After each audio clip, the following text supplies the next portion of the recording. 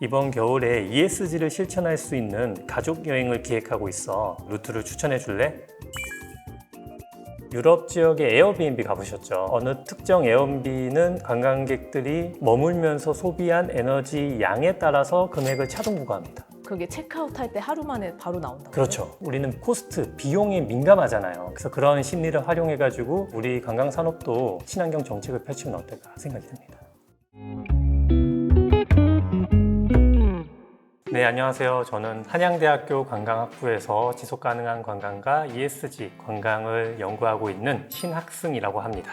네, 제가 교수님을 좀 찾아보고 왔는데 세계 상위 2% 연구자이시더라고요. 열심히 연구를 하다 보니까 그렇게 된 것 같고, 최근 들어서는 ESG 연구도 지속을 하고 있는데 디지털 혁신이나 지속가능한 관광 관련해가지고 다방면으로 많은 연구를 진행하고 있습니다. 오늘 주제는 뭐죠? 오늘의 주제는 ESG를 실천할 수 있는 해외 관광지입니다. 요새 AI를 활용해서 여행지 검색을 많이 하고 있는데 저희도 한번 알아볼까요?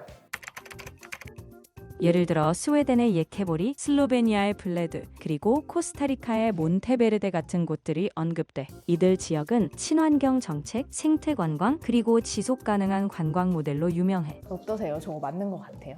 네, 코스타리카 같은 경우는 이 생태 관광으로 되게 유명한 곳이고 국가 전력의 99% 가까이를 재생 에너지로 사용을 하고 있기 때문에 국가 차원에서 ESG 관광 정책을 펼치고 있고, 지금 AI가 대답한 것처럼 코스타리카에 많은 생태계 보존 지역이 있어요. 국립공원도 있고 여기서 다양한 친환경 관광 활동을 경험을 할 수 있습니다. 그리고 그것뿐만 아니라 사회적 책임을 다하는 관광 활동이 유명하기 때문에 지역에 정말 이익을 줄 수 있는 관광 활동도 많이 경험할 수 있습니다. 사회적 책임을 다하는 관광지는 뭐 예를 들어서 어떤 게 있을까요? 요즘 들어서 또 각광받는 게 이 커뮤니티 베이스드 투어리즘이라고 CBT라고 하는데, 그 지역마다 좀 특성화된 자원들이 있잖아요. 그 자원을 잘 조합해가지고 관광 프로그램을 만드는 주체가 지역 주민인 거예요. 지역 주민이 만든 특성화된 관광 체험 상품을 그 지역에서 체류하면서 그 지역에 진짜 도움이 되는 소비 활동을 하고, 그런 게 되게 중요해지고 있거든요. 코스타리카 같은 경우에는 그런 구조를 바탕으로 여러 가지 관광 상품이 존재하기 때문에 관광객들이 지역에 방문해서 그 소비가 지역에 바로 환원될 수 있는 메커니즘을 가지고 있다고 볼 수 있습니다. 이 AI가 얘기한 것 중에 가본 나라가 있으세요? 네, 스웨덴 예전에 제가 방문했을 때 자전거를 타고 여행한 기억이 있어요. 관광 산업에서 이 모빌리티 섹터가 탄소 배출이 가장 많은 섹터인데, 스웨덴에서 저희가 자전거 타고 도보로 여행을 하면서 이동에서 발생하는 그런 탄소 배출을 최소로 할 수 있었고, 또 다양한 지역 주민들이 운영하는 마켓이 있더라고요. 대기업이나 이런 데에서 판매하는 게 아닌 지역에서 판매하는 그런 제품이나 이런 것들을 많이 구매하고 또 지역에 기여할 수 있는 여행을 했던 경험이 있습니다. 스페인의 순례길을 네네. 딱 떠올렸는데 네. 진짜 이것도 좀 실천할 수 있는 관광지인가요? 그렇죠. 순례길도 도보로 이동을 하면서 최대한 친환경적인 그런 여행을 할 수 있고, 산티아고 순례길 같은 경우에는 최근에 ESG 관련된 정책을 많이 펼치고 있어요. AI한테 한번 물어보겠습니다. 네. 순례길을 걸으면서 관광객이 실천할 수 있는 ESG 활동은 뭐가 있을까? 현지 가족이 운영하는 작은 숙소나 에코 알베르게를 선택해서 지역 경제에 기여할 수 있어. 그리고 쓰레기 줄이기를 실천해서 생분해성 용품을 사용하거나 가져간 쓰레기는 직접 되가져오는 방식도 좋아. 또 지역 농산물로 된 음식을 먹고 물도 일회용 플라스틱 대신 재사용 가능한 병에 담아가는 게 ESG 실천이 될 거야. 알베르게 숙소에서 어떻게 친환경적인 활동을 할 수 있지? 일단 에너지를 아끼기 위해서 불필요한 전기 사용은 최소화하고 샤워 시간도 짧게 하는 게 좋아. 근데 안 씻을 수는 없잖아요. 그렇죠. 씻어야죠. 근데 사실 관광지나 이런 시설에서는 친환경적인 경영을 하고 어느 정도 유도는 할 수 있는데, 제일 중요한 가치는 참여예요. 사람들의 참여. 참여가 제일 어려워요. 특히 관광객들은 참여 안 하려고 해요. 내가 왜 참여해야 돼? 내 돈 쓰고 왔는데? 평소에 스트레스 받는 거 여기서 마음껏 해소할 거야. 나한테 왜 그런 걸 강요해? 이런 식으로 나와요. 그래서 그런 ESG에 특화된 관광지나 이런 것을 구축할 때는 어떻게 이 관광객들을 자발적으로 적극적으로 참여시킬 것인지 이 메커니즘을 구축하는 게 정말 어렵습니다. 저는 이거를 그린 캐피탈리즘이라고 명명을 하는데, 환경 문제를 자본주의의 원리로 해결하자는 거예요. 최근에 제가 연구한 것은 이 동적 가격 전략과 관련된 연구인데요. 유럽 지역의 에어비앤비 가보셨죠? 네. 어느 특정 에어비앤비는 관광객들이 머물면서 소비한 에너지 양에 따라서 금액을 자동 부과합니다. 보통 그렇지 않잖아요. 그게 실제로 측정이 돼요? 예, 가능해요. 기술적으로. 그게 체크아웃 할 때 하루 만에 바로 나온다. 그렇죠. 예를 들어서 뭐 2박 3일간 내가 에어비앤비에서 물을 어느 정도 사용하고 전기를 이 정도 사용했다. 그러면 체크아웃 할 때 그게 빌지에 반영이 됩니다.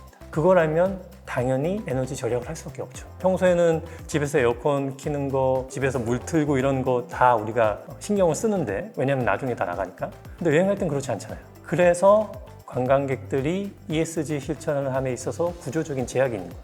기본적으로 쾌락주의형 보상활동이니까.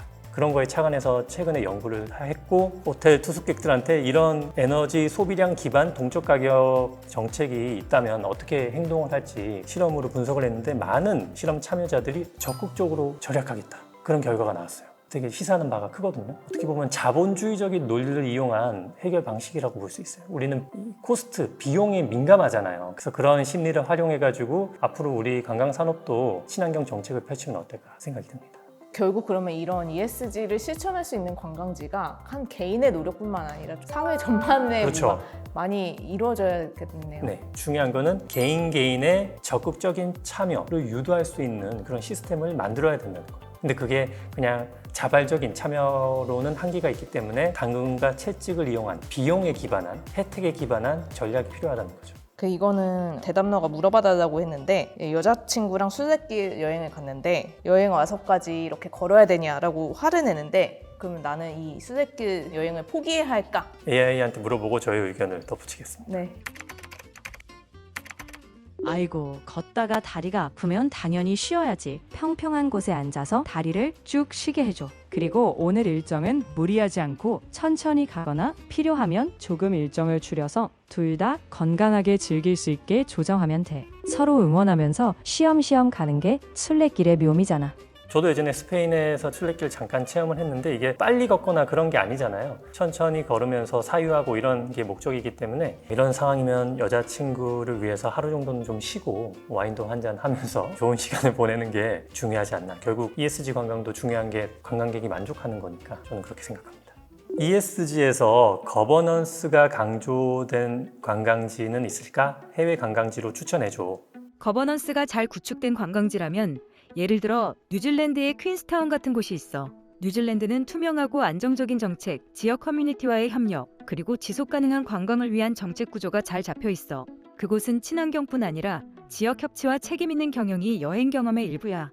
네, AI가 잘 대답을 한 것 같아요. 이 뉴질랜드 같은 경우에는 원주민들과의 그런 화합을 통해서 지속 가능한 관광 정책을 펼치는 것으로 유명한데, 특히 뉴질랜드는 또 관광객들의 적극적인 참여, 자발적인 참여도 유도하는 티아키 프로미스 같은 캠페인도 펼치고 있습니다. 티아키 프로미스는 뉴질랜드의 친환경, 친사회 그리고 거버넌스 기반의 관광 캠페인인데요. 뉴질랜드를 방문하는 관광객들에게 해당 지역의 문화를 존중하고 친환경적인 관광 활동을 하고 관광객으로서 책임을 다하는 여행을 해달라는 그런 캠페인으로 볼 수 있습니다. 그러면 뉴질랜드에 도착하면 그 티아키 서약을 해야 되는 거예요? 꼭 그런 건 아닌데, 캠페인식으로 관광객들이 자연스럽게 참여할 수 있게 광고형 캠페인이라고 볼 수 있습니다. 자발적인 참여를 유도하는데 사실 지키는 사람이 많지 않을 것 같거든요. 뉴질랜드에 가면 그 분위기라는 게 있거든요. 뉴질랜드에 방문한 관광객들이 친환경적이고 친사회적인 관광활동을 행하는 사람들이 되게 많이 있어요. 그래서 그런 사람들을 보면서 캠페인의 영향도 받고 그러다 보면 또 친환경적인 여행을 할 수도 있지 않나 생각이 듭니다. 찾아보니까 팔라우라는 여행지도 있어요. 거기는 팔라우 서약을 해야지만 입국을 할 수 있더라고요. 네. 이런 섬나라 같은 경우에는 특히 환경 파괴에 직접적인 영향을 받는 경우가 많기 때문에 이런 서약을 통해서 강제성에 기반한 그런 친환경 정책을 펼치고 있다고 볼 수 있습니다. 당연히 관광학부 교수님이니까 여행을 많이 가셨을 것 같은데, 해외는 총 몇 군데 가보신 거예요? 제가 세보진 않았는데 한 25곳에서 30군데는 가지 않았을까요? 가장 기억에 남는 관광지는 어디였어요? 가장 기억에 남는 관광지는 제가 대학생 때 스페인의 그 안달루시아 남부지방을 여행한 적이 있어요. 그때 한국인 친구 한 명이랑 인도네시아 친구 한 명, 3명이서 여행했는데 정말 하루하루 너무 재밌었고, 그 남부지방이 좀 문화가 독특하더라고요. 이슬람의 영향을 받아서 도시마다 독특한 문화를 형성하고 있고, 또 음식도 너무 저랑 잘 맞아 아주 좋은 기억이 있습니다. 그 당시에도 좀 이런 ESG 실천 경험이 있었나요? 저희가 의도하진 않았는데, 그 당시에는 저희가 대학생이니까 주로 걸어서 이동을 많이 했고, 스페인의 세비야 지역에서는 자전거 타고 여행을 했고, 본의 아니게 ESG 관광 활동을 하지 않았나 생각이 듭니다. 평소에는 어떤 여행을 많이 하세요?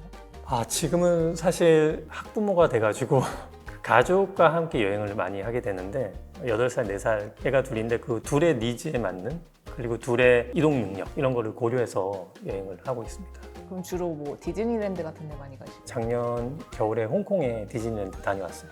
우리 아이들은 정말 좋았는데 저는 정말 힘들었습니다. 그래서 앞으로 한 5년 안에는 다시 가지 않을 것 같습니다.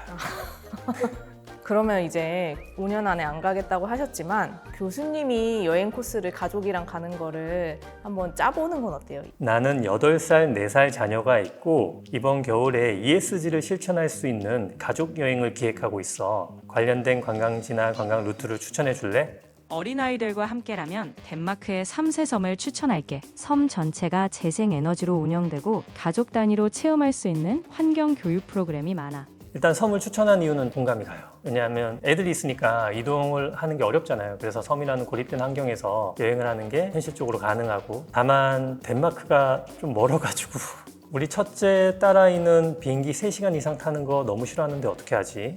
긴 비행이 부담스럽다면 가까운 일본이나 대만 같은 지역을 고려해봐. 실제로 제가 일본이랑 대만 같은 경우는 대중교통 이런 시스템이 잘 발달되어 있어서 아이들이랑 여행하기 편하더라고요. 또 지역에서 시행하는 다양한 그런 관광 프로그램이 많기 때문에 충분히 ESG를 실천할 수 있는 여행을 할 수 있지 않을까 생각이 듭니다. 그러면 대만에서 여행 루트를 기획해 줄래?